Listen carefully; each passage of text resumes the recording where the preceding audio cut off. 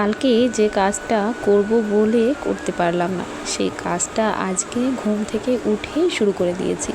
দেখতেই পাচ্ছ রান্নাঘরের ভেতরে কিন্তু কিছুই নেই, সমস্ত কিছু বাইরে বের করে নিয়ে রান্নাঘরটাকে সুন্দর করে পরিষ্কার করে মুছে নিয়েছি। ওদিকে অনামিকা ওই গ্যাসের নিচে যে পাতা থাকতো সেটাও পরিষ্কার করে ধুয়ে নিল। তারপরে তো প্রায় ঘন্টা দুয়েকের ভীষণ তোড়জোড়ে আর কি ধোয়াধুয়ি চললো রান্নাঘরের সমস্ত জিনিস। তারপরে স্নান করেই চলে এসেছি।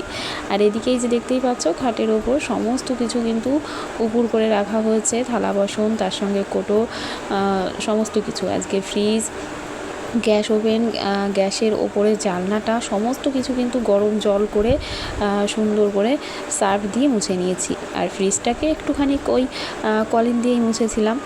তো যাই হোক, অনেকটা বেলা হয়ে গেছে। সকালের ওই সমস্ত ভিডিও করতে গেলে দুই জায়ের তাহলে হয়তো অনেকটা বেলা হয়ে যেত। এদিকে রান্নাঘরে চলে এসেছি আর অনামিকা স্নান করে পুজোটা দিচ্ছে। আজকে নিয়ে এসেছিলো ভোলা মাছ, সেটাকেই এখন ভাজা করব। বেশ বড় বড় সাইজেরই ছিল। তো যাই হোক, সকাল থেকে তোমাদের সামনে এসে কথা বলার সময় কিন্তু আমার হয়নি। Hello everyone, good morning. কেমন আছো তোমরা সবাই? আশা করি সবাই খুব ভালো আছো। নতুন দিন, নতুন সকালে নতুন একটা ব্লগ নিয়ে চলে এসেছি। আশা করি তোমরা সবাই আমার পাশে থাকবে আর সবাই শেষ পর্যন্ত সঙ্গে থাকবে। এদিকে সবজি কাটাকুটি শুরু করে দিয়েছি। আজকে ভোলা মাছ দেখেই ইচ্ছে করছিল একটু সর্ষে পোস্ত করতে, কিন্তু এই যে সর্ষেটা আমাদের রয়েছে না, সেটা বেশ অনেক দিন আগের। সেই সর্ষেটা দিয়ে আগে রান্না করতাম, বেশ ভালো লাগতো। আর আমার হাতে সর্ষে রান্না করলে কিন্তু তেতো হয় না, কিন্তু ইদানিং এই কয়েক তারিখ দেখলাম যে সর্ষে রান্না করতে গেলেই এরকম তেতো হয়ে যাচ্ছে।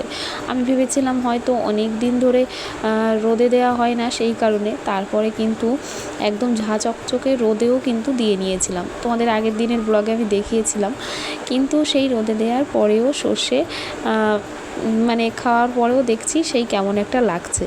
তারপরে বুঝতে পারলাম যে সর্ষেটা অনেক দিন হয়ে গেছে, প্রায় 2 বছর আগে। সেই কারণে সর্ষেটা খেতে এখন আর ভালো লাগছে না, তেতো হয়ে যাচ্ছে। তো ভাবলাম থাক, ওটাকে আর খাওয়ার মতন অবস্থায় নেই। যদি আমাদের পাশের বাড়ি সেই কলঘর আছে, ওখান থেকে মাকে বলবো যে একটু ভাঙিয়ে নিয়ে আসতে পারে, যদি তেল যেটুকু হয় ওই, তাহলে আমরা পুজোর কাজে সেটাকে লাগানো যেতে পারে। তো যাই হোক, এদিকে দেখো আজকে কি কাটবো করে ভাবছিলাম কি রান্না করব। তো ওই ভোলা মাছ দিয়ে একটু মশলা মতন করেছিলাম ঝোল, খালি মাছের ঝোল যেটা হয়। আর তার সঙ্গে বেগুন দিয়ে একটা মাছ দিয়ে একটু তরকারি করেছিলাম। না হলে হবে না আমাদের সবার, কারণ মশলার তরকারি তো সেই এক গামলা রান্না করা যায় না, সেই কারণে। আর তার সঙ্গে এই হাফ লাউটা ছিল, আগের দিন হাফটা খাওয়া হয়েছিল রাতে রুটির সঙ্গে। আর তারপরে আজকে এইটুকু ঘন্টর জন্য কেটে নিচ্ছি। এদিকে দেখো বেগুনটা আর মাছটা তো ভেজে তুলে রেখেছি, আর এদিকে আলুটা ভাজা করছি। আর এই যে আর ওই ভোলা মাছ দিয়ে বেগুন দিয়ে আলু দিয়ে তরকারিটা নামিয়েও নিয়েছি, একদম হালকা পাতলা ঝোল।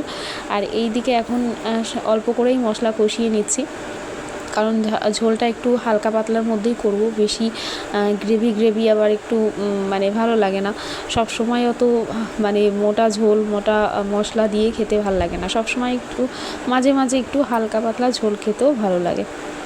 তো এদিকে দেখো ভাতটা নামিয়ে নিয়েছি আর তরকারিটাকেও ঢাকা দিয়ে রেখেছি, যাতে অনামিকা নিয়ে যাবে এসে। তো চটজলদি ওই তরকারিগুলো নামিয়ে নিয়ে চলে এসেছি, ভিডিও করা হয়নি। এদিকে দেখো সমস্ত জিনিস কিন্তু রান্নাঘরে নিয়ে চলে আসা হয়েছে। আর ওদিকে চালের ড্রাম সমস্ত কিছুই আনা কমপ্লিট। এদিকে গ্যাসের নিচের ওই ব্যানারগুলোও পেতে নিয়েছি, টেবিলের নিচের ব্যানার পেতে নিয়েছি। তো এখন এই কৌটোকাঠিগুলো সাজিয়ে গুছিয়ে রাখার দরকার। আর জানো তো, অনেকগুলো কৌটোকাঠি দেখছি এখন ইদানিং ওইগুলো ফাঁকাই থাকছে, ব্যবহার করা হচ্ছে না। তো ভাবলাম সেইগুলোকেও একটা মানে ব্যাগের মধ্যে করে রেখে দিই আলাদা, যাতে একটু জায়গা ফাঁকা হয়, এত মানে গ্যাদারিং না হয়। তো এই দেখো সমস্ত কিছু কিন্তু নিচেই সুন্দর মতন গুছিয়ে রেখেছি। কিন্তু যতই গুছিয়ে রাখি জানো তো, ওই প্রতিদিন মোছা হয় তবুও যেন একটা কেমন ধুলো ধুলো ভাব হয়ে যায়। তো এদিকে দেখো তোমাদের আজকে একটু দেখিয়ে দিই কী কী রান্নাবান্না হয়েছে। অনামিকা ভাত গুছিয়ে নিয়ে চলে গেছে। এদিকে রয়েছে লাউ ঘন্ট, এদিকে রয়েছে আলু দিয়ে বেগুনের তরকারি। এই তরকারিটা কিন্তু আজকে বেশ ভালো হয়েছিল। আমার তো এই মশলার তরকারি থেকে ওইটাই বেশি ভালো লেগেছিলো। আর এই যে হালকা পাতলা ভোলা মাছের ঝোল। তো খাওয়া দাওয়া কমপ্লিট, অনেক সময় পর আবার এসেছি, এদিকে পাতা জাতে দিচ্ছি আর মিঠিকে ঘুম পাড়াবো, তার আগেই পাতাটা জাতে দিয়ে নিলাম। আর এদিকে বাইরের ওয়েদার আজকে বেশ কিন্তু রোদ ছিল, তার মধ্যে মেঘ মেঘ অবস্থা। আর এদিকে দেখো, বললাম মেঘ মেঘ অবস্থা, বলতে বলতেই বৃষ্টি পড়া শুরু হয়ে গেছিলো, তবে ওই সামান্য অল্প সময়ের জন্য। তারপরেই আবার দেখো আকাশ জুড়ে কত সুন্দর নীল আকাশ, আর তার সঙ্গে আবার মেঘেরও একটু ছটা, কারণ এক পাশে একটু মেঘ থাকে আর একদিকে বেশ ভালো লাগে। তো এরকমই হচ্ছে, কিন্তু প্রচুর হাওয়া ছিল, সেই কারণে মেঘটা সময় সময় উড়ে যাচ্ছে, সময় সময় আসছে। আর এই যে একদম দুপুরবেলা আমি ছাদে এসেছি জামা প্যান্ট নিতে, তো এদিকে এসেই দেখি আমাদের ড্রাগন গাছে কিন্তু আবার অনেকগুলো কড়ি এসেছে। তোমরা দেখতেই পাচ্ছ, কি মজা হবে না আবার যখন এই সমস্ত ড্রাগনগুলো হবে। তো যাই হোক, এদিকে আকাশটা দেখে আজকে তো চোখ জুড়িয়ে যাচ্ছে।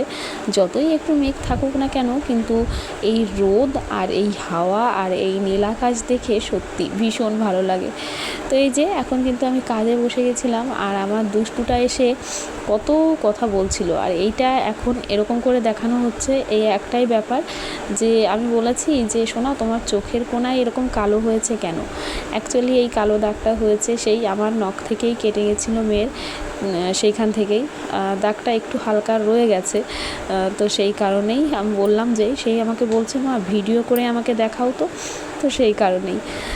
যাই হোক, এইখানে আমি অনেক কিছু বলছিলাম তোমাদেরকে, কিন্তু আমাদের বাড়ির সাইডেই এই গাছ কাটার মেশিন এসেছিলো, তো সেই কারণে আমার কথাগুলো তোমরা কিছুই বুঝতে পারবে না, ওই আওয়াজটাই আসবে, সেই কারণে এখানে ভয়েস ওভারটা দিয়ে দিলাম।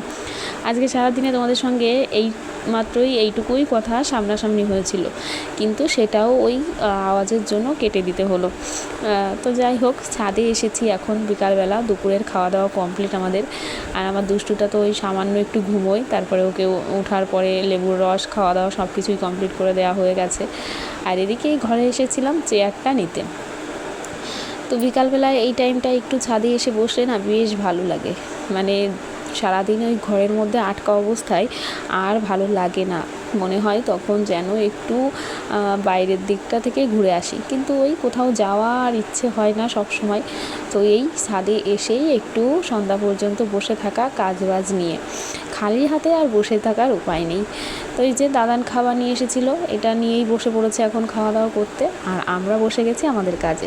তো চলো আজকে ব্লগটা এখানেই শেষ করছি।